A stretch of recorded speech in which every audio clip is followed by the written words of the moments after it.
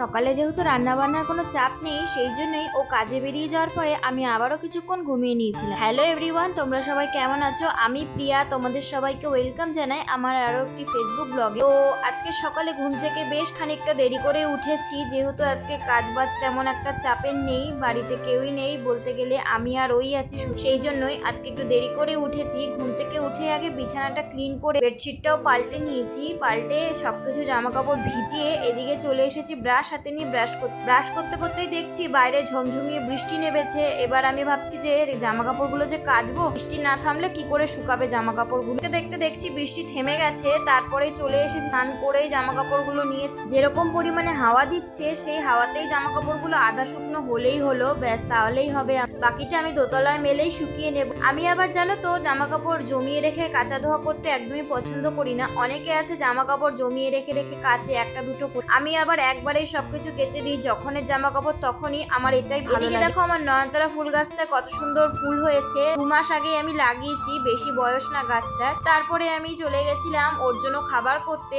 খাবার করে ওকে খাবারটা দিয়ে এসেছি, সঙ্গে বাজারও নিয়ে এসেছি। আর আমি গতকাল রাত্রেবেলা রুটি আর তরকা করেছিলাম, সেই তরকাটাই আমি গরম করে খেয়ে নিলাম, আমার জন্য আলাদা করে কিছুই রান্না করিনি। চিংড়ি মাছটা এদিকে বেছে আমি লবণ হলুদ দিয়ে ম্যারিনেট করে রেখে দিয়েছিলাম, আর এদিকে বসিয়ে দিয়েছিলাম আমি বাবার জন্য ঝিঙে সর্ষে পোস্ত দিয়ে, তার মধ্যে দুটো পটলও দিয়ে দিয়েছিলাম। আমার বর যেহেতু ঝিঙে খায় না, তাই ওর জন্য দুটো পটলও দিয়ে দিয়েছিলাম, আর বাবা যা খাবে ঝিঙে দিয়ে। আর এদিকে দেখো আমি ওল আর আলুটা আগের দিয়ে ভেজে নিয়েছি, তারপরে আমি চিংড়ি মাছটা ভেজে তুলে নিলাম। এই তেলের মধ্যে কিছুটা সাদা জিরে আর গুঁড়ো জিরে আর একটু আদা, এটা দিয়ে আমি তরকারিটা করেছি আজকে, একদম সিম্পল, আর বেশি কিছু দিইনি। তো রান্না বান্না করে আমি রান্নাঘরটা সবসময় ক্লিন রাখি, আমি সে দুটো পদ রাঁধি বা একটা পদ রান্না করি, আমি সবসময় ক্লিন রাখতে পছন্দ। ক্লিন করে চলে গেছিলাম স্নানে, স্নান করে এসেই দেখো খেতে বসে গেছি। আজকে করেছি উচ্ছে আলু ভাজা, ঝিঙে পোস্ত, আর হচ্ছে চিংড়ি মাছ ওল দিয়ে। চিংড়ি মাছ দিয়ে ওলের তরকারি কারা কারা খেয়েছো বা খাও আমাকে অবশ্যই কমেন্টে জানিও। আজকের মতন তাহলে টাটা, ভিডিওটা ভালো লাগলে লাইক করে দিও।